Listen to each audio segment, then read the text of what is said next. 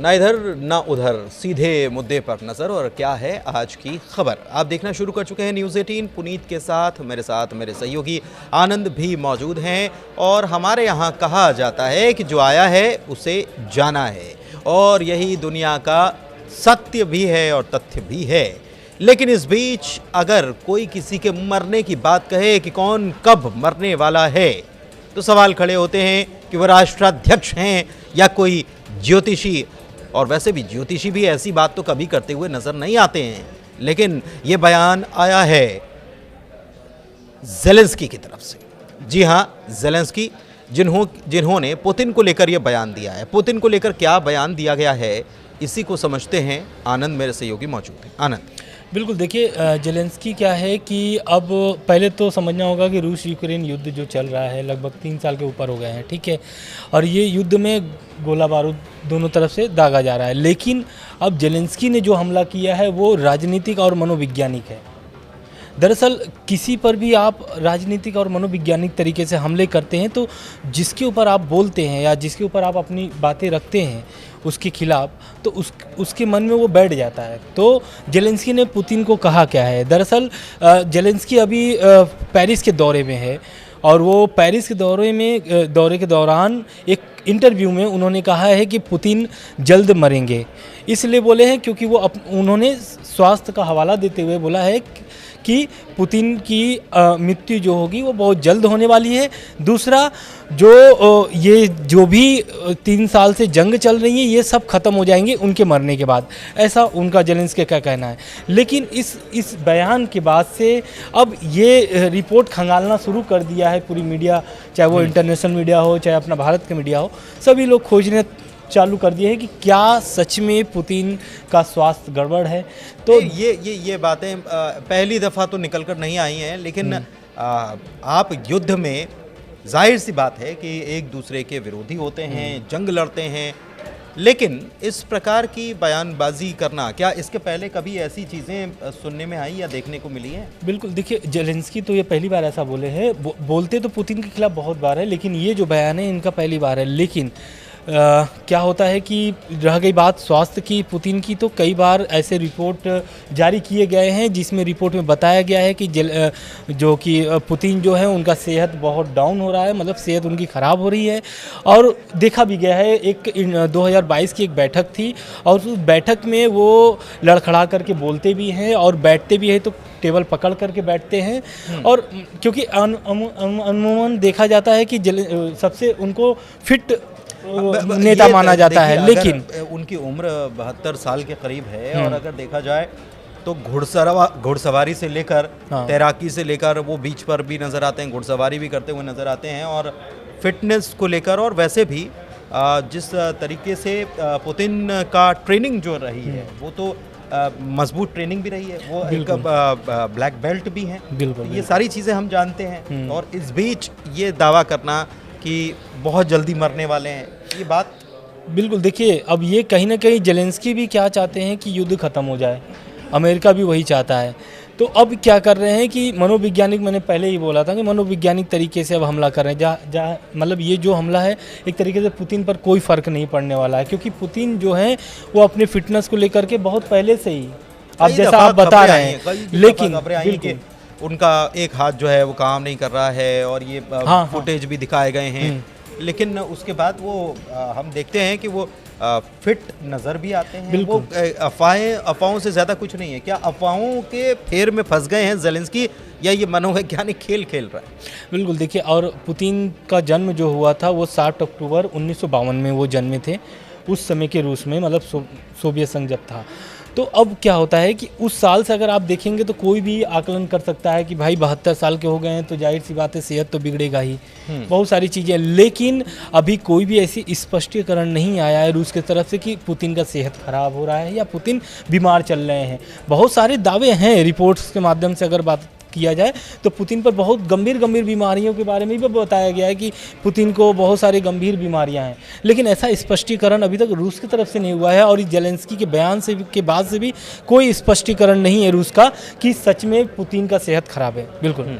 एक चीज़ और है कि पुतिन को लेकर ये भी कहा जाता है कि उनके डमी जो हैं या उनकी जैसी शक्ल के दिखने वाले लोग जो हैं कई बार वो मीटिंग लेते हुए नजर आते हैं, लेकिन इसकी कोई पुष्टि आज तक नहीं हुई है कि ऐसा कुछ हुआ है।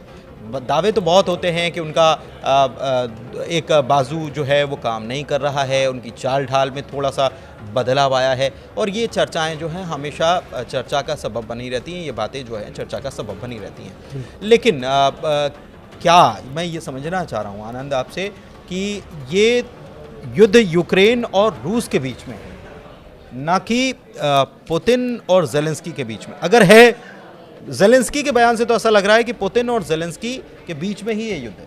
बिल्कुल, देखिए होता क्या है कि वो राष्ट्र एक तरीके से बहुत शीर्ष पद पर बैठे हुए हैं दोनों देशों में, चाहे वो पुतिन हो चाहे वो ज़ेलेंस्की हो, तो जाहिर सी बात है उनके ऑर्डर पे ही सारा कुछ हो रहा है।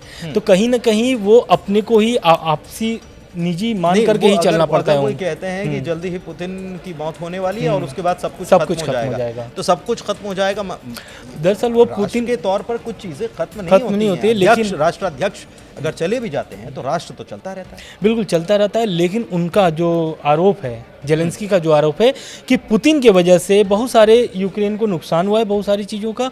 और जब से पुतिन आए हैं तो हुआ क्या है, दरअसल ये लड़ाई जो है सच माना जाए, अगर देखा भी जाए, आकलन निकाला जाए, तो जब से पुतिन राष्ट्रपति बने हैं रूस के, तब से ही यूक्रेन के पीछे पड़े हुए हैं। दरअसल यूक्रेन को इसलिए वो नहीं पसंद करते क्योंकि वो शुरू से रूस के खिलाफ ही काम किया है, चाहे वो नाटो में शामिल होने की बात हो, चाहे फिर वो यूरोपीय संघ के साथ बातचीत करने की बात हो, चाहे फिर वो बॉर्डर से संबंधित बात हो। सबसे बड़ी बात ये है कि जब रूस नहीं बना था और जो पहले उसका स्ट्रक्चर था उसमें बदलाव हो गया और वो तो सहन नहीं कर पाएगा। बिल्कुल, सबसे बड़ी बात तो ये है। तो वो घाव जो है वो बार बार तकलीफ देते हैं, और विस्तारवादी सोच तो पुतिन की भी है। बिल्कुल, और अगर इस विस्तारवादी सोच की बात करें तो कोशिश तो वो यही कर रहे हैं, क्योंकि हमने देखा कि वो अगर यूक्रेन का जो रूस से सटा हुआ इलाका है वहाँ पर तो रशिया की फ़ौजें जो हैं वो अंदर तक दाखिल हो गई हैं, 3-4 इलाकों को अपने कब्जे में ले भी लिया है उन्होंने। लेकिन एक चीज़ और है, और वो चीज़ जो है वो ये है कि काला सागर में भी पुतिन ने शुरुआत में खूब कोशिश की थी, ब्लैक सी में, कि वहाँ से हमला करके क्योंकि यूक्रेन से बहुत बड़ी सीमा लगती है काला सागर की, और अगर उसको कंट्रोल कर लिया तो आप समझिए कि 75% यूक्रेन के ऊपर आप विजय हासिल कर लेंगे। लेकिन वहाँ पर पुतिन को कई बार मुंह की खानी पड़ी है, को काफ़ी नुकसान हुआ है, और इसीलिए अब समझौते की बात उसके लिए होने लगी। बिल्कुल, देखिए आप सही कह रहे हैं। यूक्रेन क्या है कि रूस की एक जो क्या बोलते हैं द्वीप थी, उसको उड़ा दिया था यूक्रेन ने, वो काला सागर में ही था, रूस का ही था, तो उससे रूस को बहुत भारी नुकसान हुआ है। अब बात हो रही है अगर काला सागर की, तो मैं फिर से वही पेरिस में आना चाहता हूँ, जहाँ पर अभी ज़ेलेंस्की ने ये बयान दिया था स्वास्थ्य से संबंधित पुतिन के बारे में।